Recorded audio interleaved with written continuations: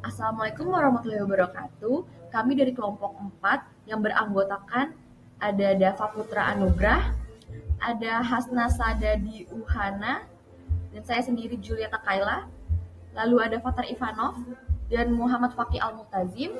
Jadi pada kesempatan kali ini kami akan membahas tentang tugas besar satu kami, mata kuliah Cyber Culture dengan tema konvergensi media.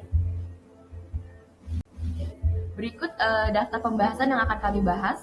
Yang pertama ada definisinya, lalu yang kedua ada sejarah, lalu yang ketiga ada perkembangan, yang keempat ada karakteristik, yang kelima ada faktor penyebabnya, yang keenam ada budayanya, lalu yang terakhir, yang ketujuh ada contoh kasusnya.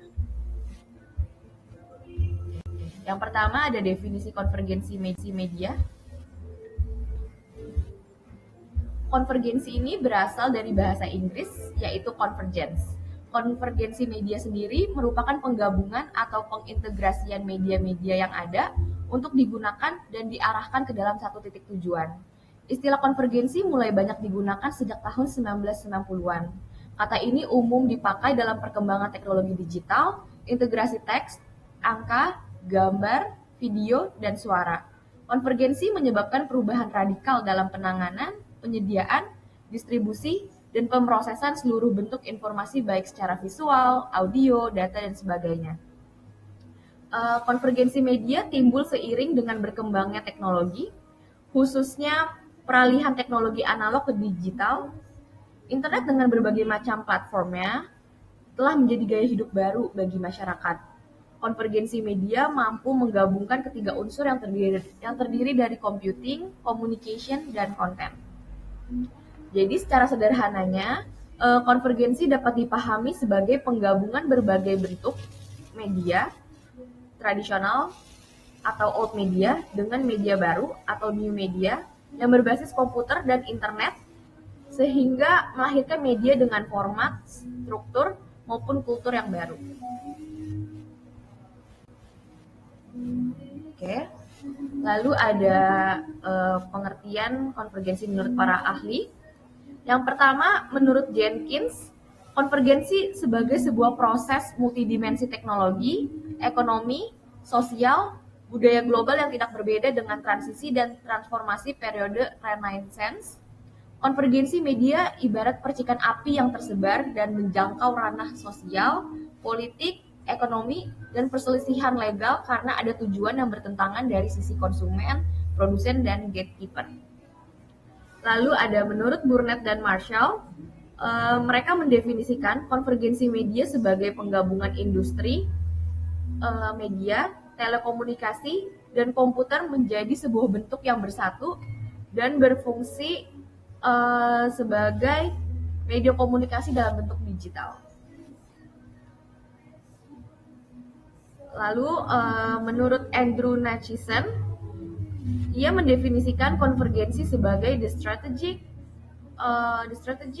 operational, product and cultural union of print, audio, video, and interactive digital information services and organizations. Selanjutnya ada sejarah konvergensi.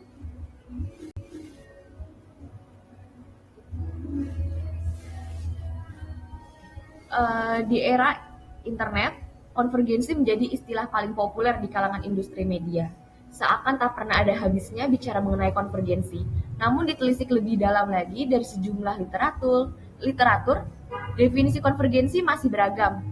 Ihwal beragamnya definisi konvergensi ini diakui oleh Justice Powers Stewart yang mengatakan, saya tidak dapat mendefinisikan konvergensi, namun saya tahu ketika saya melihatnya. Dari pernyataan tersebut dapat kita pahami bagaimana sulitnya mendefinisikan konvergensi.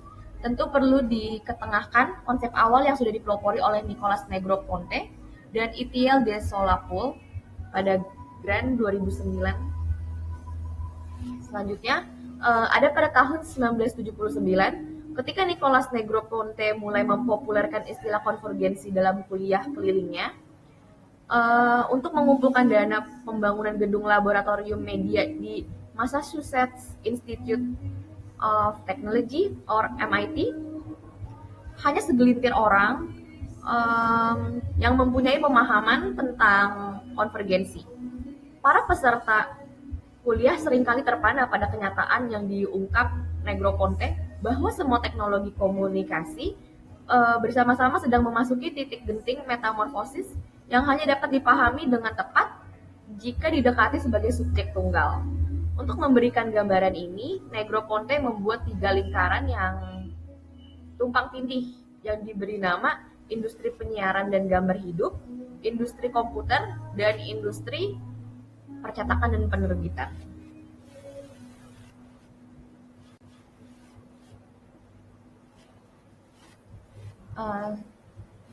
Negroponte merupakan orang pertama yang mengakui bahwa konvergensi industri media dan teknologi digital pada akhirnya akan mengarah pada bentuk-bentuk yang dikenal sebagai komunikasi multimedia. Multimedia atau yang juga dikenal sebagai media campuran pada umumnya didefinisikan sebagai medium yang mengintegrasikan dua bentuk komunikasi atau lebih. Dalam definisi yang amat luas atas istilah itu, maka sebagian besar media cetak tergolong dalam bentuk multimedia karena keduanya menyuguhkan informasi dengan memadukan antara teks, fotografi, dan grafis yang ditampilkan melalui medium kertas. Istilah media baru merujuk pada suatu perubahan produksi, distribusi, dan penggunaan media. Sejak pertengahan tahun 1980-an dan selama periode tersebut muncul berbagai konsep mengenai media baru. Jauh sebelum periode 80-an, ada sebuah paham yaitu catatan teleologi tentang media baru. Catatan teleologi pertama dimulai dari zaman di mana manusia purba melukis atau menggambar di gua-gua hingga munculnya telepon seluler. Lukisan gua paleolitik atas dari Lascaux berumur 30.000 tahun yang lalu yang ditemukan oleh Howard Rheingold menggambarkan sebuah dunia maya yang akan membawa manusia menuju bangunan dunia yang terkomputisasi.